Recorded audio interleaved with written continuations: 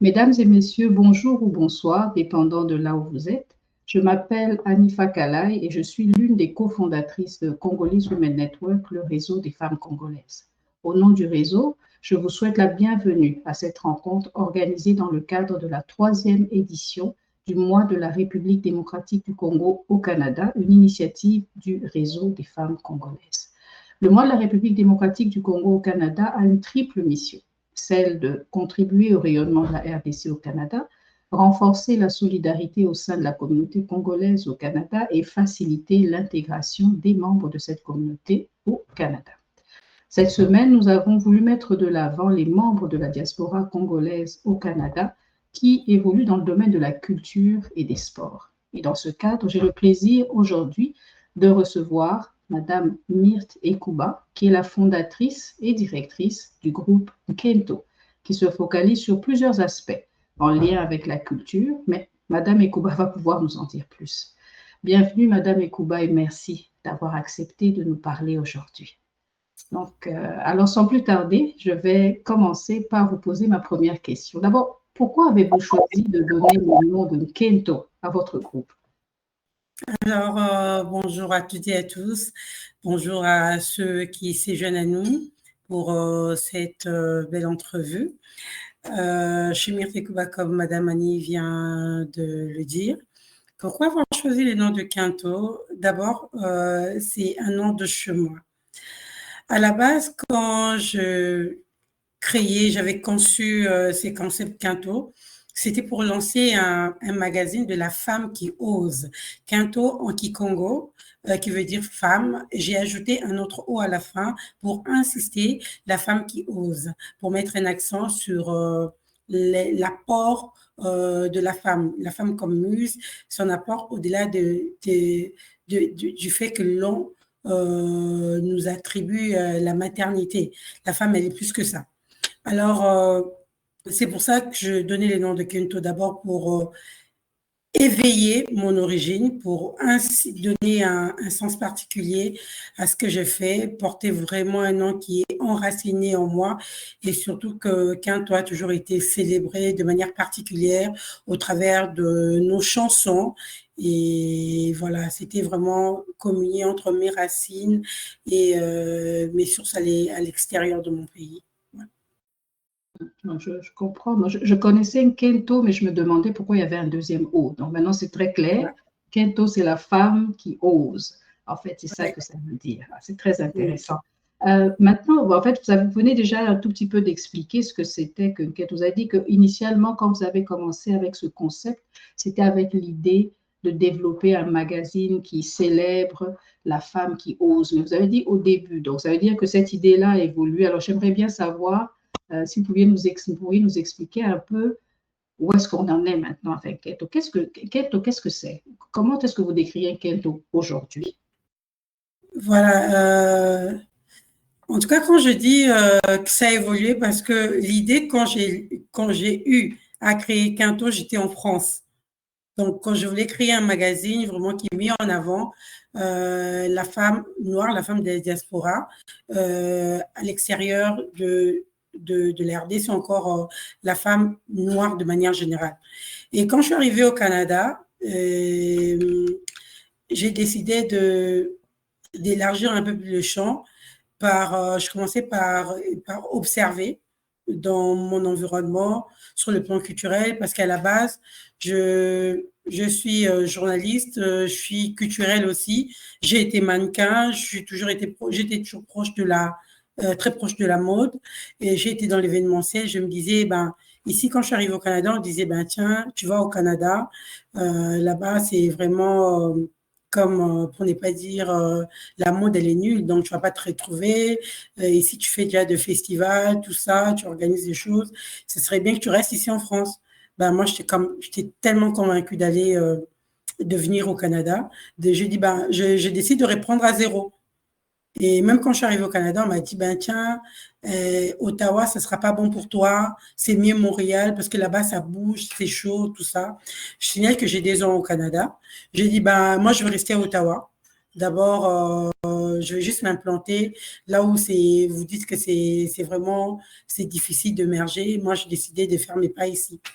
Alors, je commençais à observer, j'ai vu que c'était un peu compliqué de trouver des tissus ou encore de trouver des couturiers à bon prix. Voilà, des personnes qui font des choses que j'aime. Je ne trouvais pas. Et je me suis dit, ben tiens, moi, depuis presque 10 ans, j'ai l'habitude de poser un foulard sur ma tête pour mes sorties, pour aller dans des événements. J'ai essayé de bricoler mes propres tenues. J'ai dit, ben, je vais lancer, je vais mettre quelque chose en place. Je vais créer quelque chose. J'ai dit, ben, l'année dernière, je savais pas comment ça va se faire. J'ai juste créé une entreprise. J'ai dit, ben, Kento, couture et industrie. C'est fini. Et par là, je suis une formation à la cité collégienne sur l'entrepreneuriat. Et ben, c'est là que, avec des collègues qui me disaient, ben, Mire, toi, t'es journaliste à la base, t'es aussi dans la mode. Pourquoi tu ferais pas d'une pierre deux coups? Ben, j'ai dit, ben, je vais faire d'une pierre, au lieu que ça soit deux coups, j'en ferai trois. Et donc, du coup, j'ai décidé de lancer Quinto comme non seulement une plateforme de mode, mais également une plateforme qui permet aux amoureux du wax, aux amoureux des tenues africaines, de louer et aussi d'acheter, mais pas seulement ces volets-là, parce que Kento a comme trois volets. Il y a un volet qui est mis en avant, la vente et la location des tenues.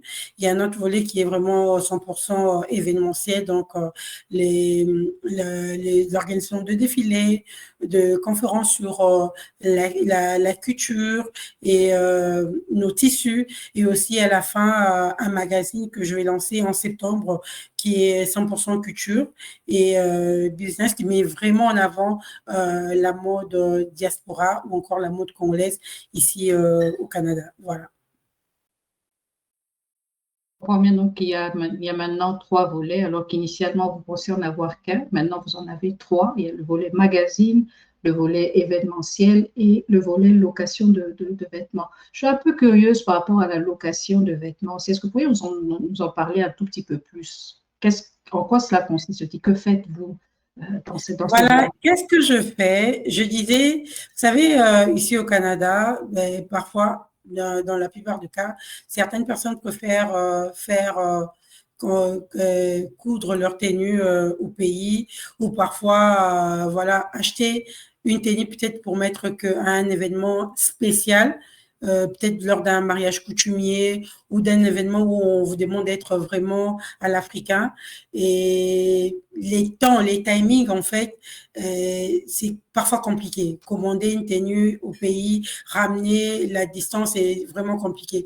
Et trouver sur place des gens qui vont faire des tenues pour vous, qui vont peut-être répondre à vos besoins, c'est compliqué. Donc, moi, j'ai mis en place la location des tenues parce que je me dis, certaines personnes vont le mettre qu'une seule fois.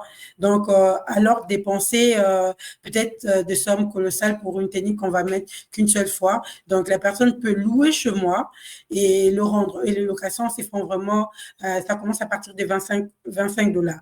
Donc, déjà, même le prix en soi, elle est tellement, pour ne pas dire, c'est une somme vraiment modique et que tout le monde peut s'en procurer. Et j'ai dit élégance à tout le prix. C'est ça le but des Quinto. On peut être belle à moindre coût. On peut être belle, présentable, même si on a dépensé vraiment les minimums, ce qui représente peut-être pas le 1% de son salaire.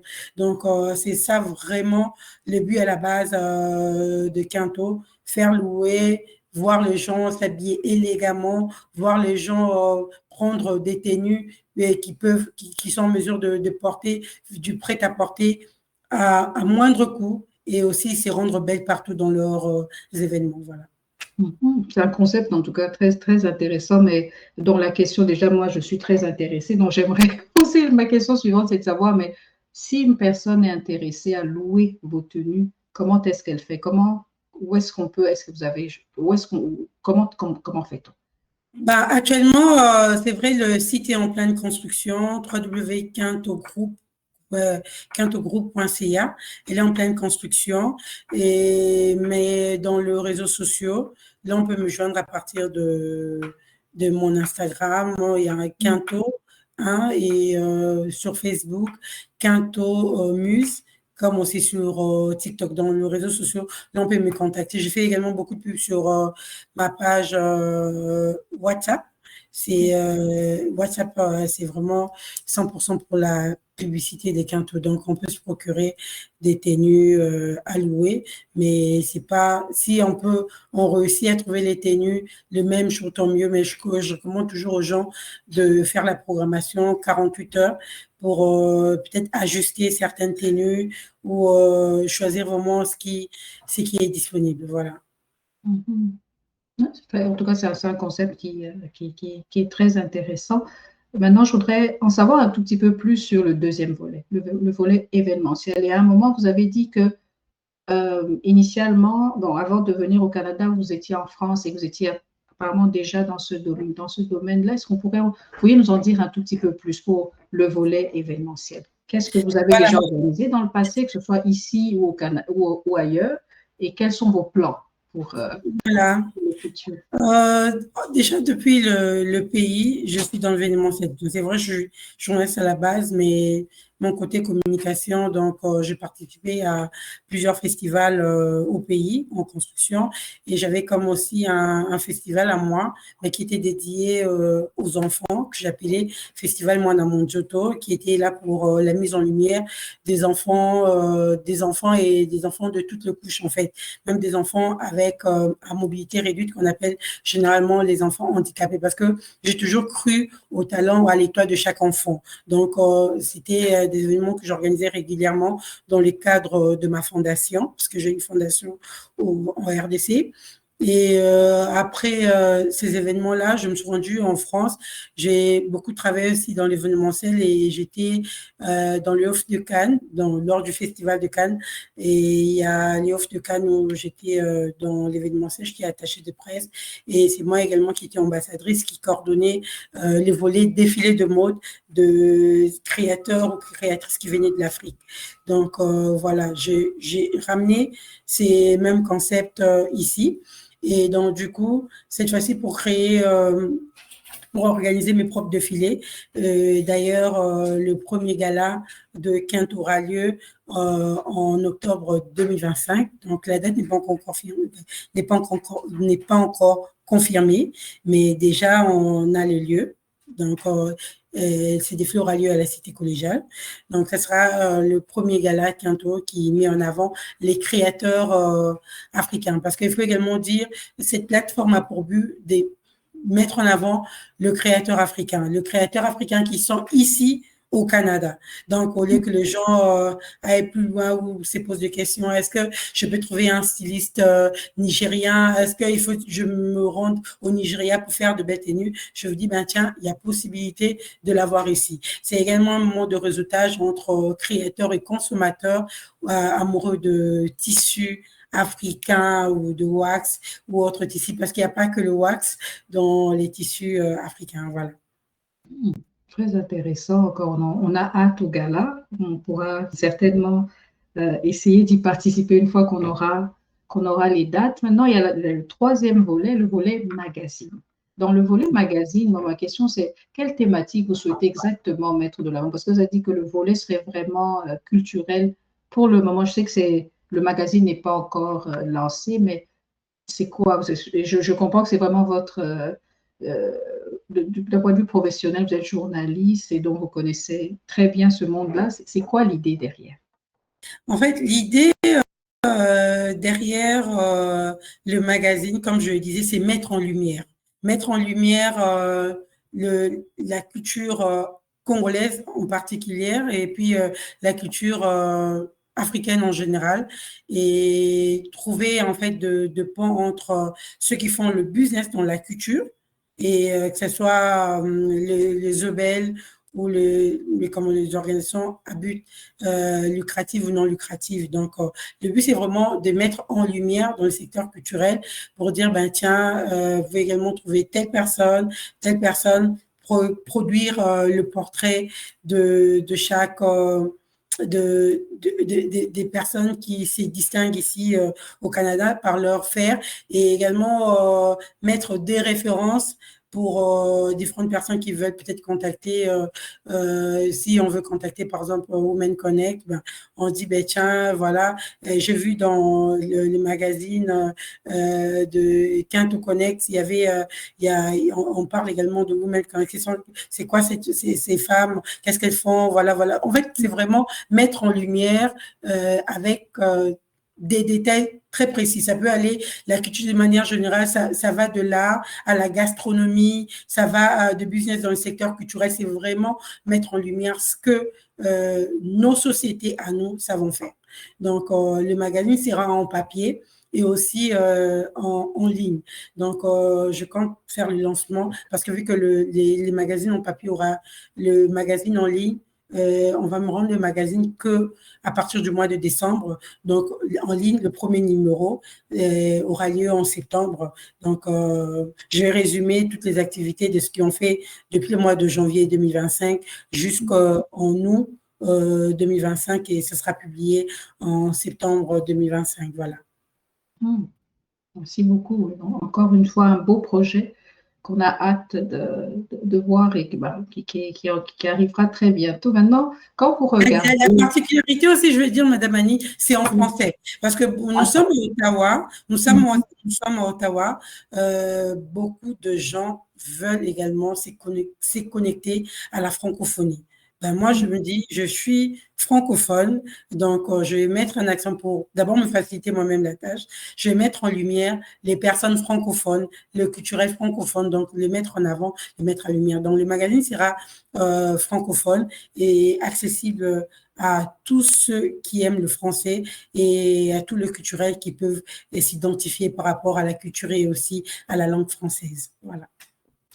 Très, très intéressant. Oui, maintenant qu'on a une idée un peu plus claire des différents volets, je voudrais vous demander vous-même de nous expliquer un peu comment chacun de ces volets, selon vous, contribue à la promotion de la culture congolaise. Je pense que c'était déjà, vous en avez un tout petit peu parlé à chaque fois, mais pour vous-même, quand vous regardez comment, je pense que c'est un énorme travail que vous faites, c'est un excellent travail que vous faites, mais j'aimerais bien l'entendre de vos propres mots, chacun de ces volets, ou bien comment pensez-vous que ça contribue à la promotion de la culture congolaise? Ben, comment cela contribue à la promotion de la culture congolaise? C'est déjà, puisque je suis congolaise, c'est important pour moi de mettre en avant nos tissus à nous. Donc, c'est important pour moi de connecter les Congolais du monde entier aux autres Congolais culturels qu'ils ne les connaissent pas parce qu'ils sont tellement nombreux, ils ont des talents, mais ils ne connaissent pas. Donc, moi, mon rôle, c'est vraiment être les ponts entre les Congolais, je dirais, pas cachés, mais qui sont moins visibles et le rendre visible. Et c'est là, moi, je dis pour ma communauté, j'ai toujours été prête à tout. Donc, déjà, même sur déjà le fait que je sois congolaise, donc ma communauté va bénéficier de cette revue-là ou des publicités de manière gratuite. Donc, ils ne vont pas payer. Donc, parce que je ferai la promotion de ma culture, il n'y aura pas de frais quelconques à payer pour ces personnes-là qui veulent s'identifier à notre magazine ou à nos projets. Et aussi, en faisant le pont lors de mes galas, j'inviterai de temps en temps les stylistes ou les créateurs congolais. Ah ouais, parce que je travaille avec les créateurs congolais depuis plus de 15 ans. Donc, ce sont eux qui font mes tenues. J'ai également une équipe à Kinshasa, une équipe Quinto à Kinshasa. Donc, de temps en temps, on va communier au travers, que ce soit en ligne, dans nos événements en ligne ou en présentiel. Et Inch'Allah, comment ça va s'arranger. Donc, pour moi, c'est vraiment leur donner la visibilité. C'est de cette façon-là que je vais contribuer au rayonnement de la culture de mon pays et aussi faire connaître les RDC Congo, ses tissus, ses gastronomies, sa culture de manière générale ici au Canada. Voilà. Merci beaucoup. Maintenant, j'aimerais un peu… je sais que quand on commence un nouveau projet, ou bien même quand on est déjà assez avancé dans un projet, il n'y a pas que des succès, il y a aussi des défis. Donc, je voudrais vous demander, est-ce que vous rencontrez des défis? Quels sont les principaux défis que vous avez rencontrés en tant qu'entrepreneur, je dirais, culturel de la communauté congolaise au Canada? C'est quoi vos défis? Les défis sont énormes.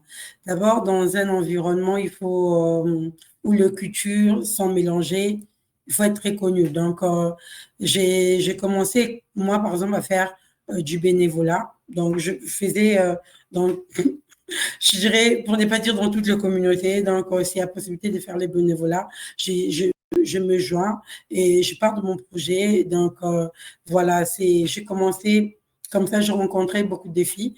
Les défis de se reconnaître dans un environnement culturel où c'est pas aussi si facile que l'on le pense de rencontrer des amoureux des tissus, par exemple. C'est pas facile de le rencontrer. Il faut un peu pousser. Également, le défi aussi sont d'ordre financier. Et pour avoir accès, par exemple, au financement, il y a des conditions où il faut répondre.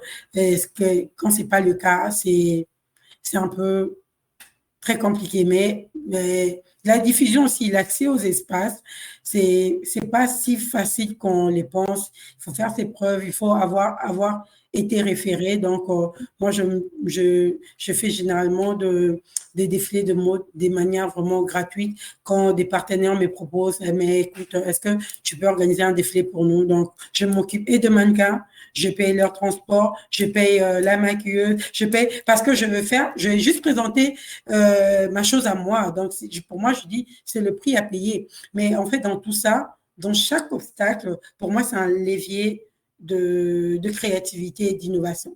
Dans chaque obstacle, je trouve la force de donner le meilleur de moi. Je me dis, même si pour aujourd'hui, je ne gagne pas en termes d'argent, mais je gagne en relation parce que c'est une opportunité, c'est une vitrine qu'on me donne. Je partage mes cartes, je parle de mes projets. Voilà. Pour moi, c'est vraiment dans les défis, je trouve toujours un moyen de me dire, écoute, Myrte, malgré les défis, reste objective, reste déterminée, reste résilient, tu vas y arriver. Voilà. En effet, j'aime bien la conclusion. On va y arriver. Alors, il y a les défis, c'est vrai d'une part, mais certainement, je pense que vous venez d'en parler un tout petit peu. Il y a aussi des opportunités peut-être inattendues que vous avez eues Est-ce qu'il y en a quelques-unes que vous aimeriez partager? Voilà, en termes d'opportunités, je dirais, j'ai rencontré beaucoup. Parce que d'ailleurs, le premier défilé où j'ai été payée, donc c'était une autre communauté, c'était une communauté camerounaise qui me l'a offert parce que cette personne m'a vue lors d'un défilé.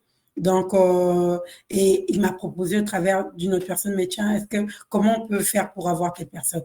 Donc, pour moi, c'est rencontrer un public avis d'essence, qui veulent l'authenticité, qui veulent la diversité. Ça, c'est vraiment de belles opportunités. Aussi, je dirais, l'une de belles opportunités pour moi, c'est aussi faire cette formation à la Cité collégiale, à la Cité des affaires sur l'entrepreneuriat. Ça t'ouvre de portes, ça te permet de réseauter et tu comprends les systèmes entrepreneurial ici au Canada. Parce que parfois, on pense que, ben, tiens, tu te réveilles un matin, tu dis, ben, je deviens entrepreneur. Non, il y a aussi des étapes à suivre. Mais tu ne vas pas te réveiller, aller à la banque, dire, écoutez, moi, je vais lancer ce truc, donnez-moi de l'argent. Mais qu'est-ce que tu as? Donc, voilà, c'est un chemin vraiment, il faut être patient. Donc, pour moi, j'ai rencontré de belles personnes. J'ai rencontré que ce soit dans ma communauté, parce que moi, j'ai toujours dit que c'est ma communauté qui est comme mon pilier ici au Canada. Donc, ma communauté a été mon pilier. Ma communauté m'a toujours soutenu. Donc, mes premiers clients sont ceux de ma communauté et ils croient en moi. C'est quelque chose de positif et c'est cette énergie-là que les autres communautés saisissent pour faire appel à moi. Donc, pour moi, je dirais les opportunités, elles sont nombreuses. Et tout le jour, je le récolte au travers de différentes associations comme AKO, où je travaille comme bénévole, que ce soit pour leur radio et autres. Donc, c'est vraiment des personnes magnifiques, je dirais. Voilà. Merci beaucoup. Donc, je pense qu'on arrive tout doucement à la fin de notre entrevue. Est-ce que vous avez un dernier mot pour les personnes qui nous suivent aujourd'hui? Ouh. Pour les personnes qui nous suivent, je dirais peut-être le dernier mot. Les derniers mots, bon, je dirais il y aura pas des derniers mots parce que de temps en temps, je reviendrai chez vous. Je voudrais plutôt insister sur certains de mes projets à court terme, comme les lancements officiels de mon magazine, le gala que je suis en train de lancer. Et comme à moyen ou à long terme, je compte ouvrir une boutique ici à Ottawa, une grande boutique qui fera vraiment, qui fera office de, ça sera une boutique où je mettrai en avant vraiment les tissus de manière générale. Et là, on va trouver de belles choses en physique. Ça, c'est vraiment parmi des choses qui me touchent à cœur. Et si je dois dire un dernier mot pour aujourd'hui, j'aimerais d'abord remercier vous pour cette belle opportunité que vous m'avez donnée. C'est une visibilité pour moi. C'est une lumière que vous jetez sur mon bébé qui est Quinto. Et je dirais à toutes ces personnes qui ont des talents, qui hésitent encore, parce que moi également, j'ai hésité. J'ai plusieurs fois hésité, j'ai douté, et de croire en leur potentialité et de se lancer, de ne pas attendre que les choses se fleurissent pour se lancer, de commencer avec le peu qu'ils ont. Je dirais commencer avec la foi. Pour moi, commencer avec la foi, c'est déjà quelque chose. Je disais, lorsque j'ai été nominée, parce que j'ai été nominée à Congo Excellence pour le cadre de la culture, l'année passée, j'étais partenaire. Donc, j'étais partenaire, c'est moi qui ai interviewé les différents candidats, donc pour le compte des Quinto. Mais c'était vraiment Quinto n'était rien. Donc, c'est juste un projet dans mon ventre. Mais j'avais déjà mon logo, j'avais déjà quelque chose. Donc, j'ai dit, commencez avec ce que vous avez. N'hésitez pas, parce que beaucoup de gens disent, ah, mais tiens, moi, la communauté, moi, j'évite. Non, vous ne pouvez pas éviter la communauté. C'est votre base. Ayez de problèmes, vous allez comprendre c'est quoi avoir une communauté, c'est quoi c'est référer dans une communauté. J'ai toujours encouragé les gens d'aimer sa communauté, de se donner pour sa communauté. Peut-être vous ne verrez pas les fruits aujourd'hui, mais vous écrirez l'histoire dans votre communauté, pas seulement dans votre communauté, mais aussi dans le Canada qui nous accueille. Voilà, un grand merci à vous, Madame Annie, pour cette belle opportunité. Merci beaucoup, Madame Mekouba. C'est moi qui vous remercie pour votre présence aujourd'hui. Je remercie toutes les personnes qui suivront cette entrevue et je les invite à rester connectés sur nos réseaux sociaux pour plus d'informations sur les événements qui s'organisent dans le cadre du mois de la République démocratique du Congo au Canada. Merci beaucoup et à bientôt. Merci beaucoup.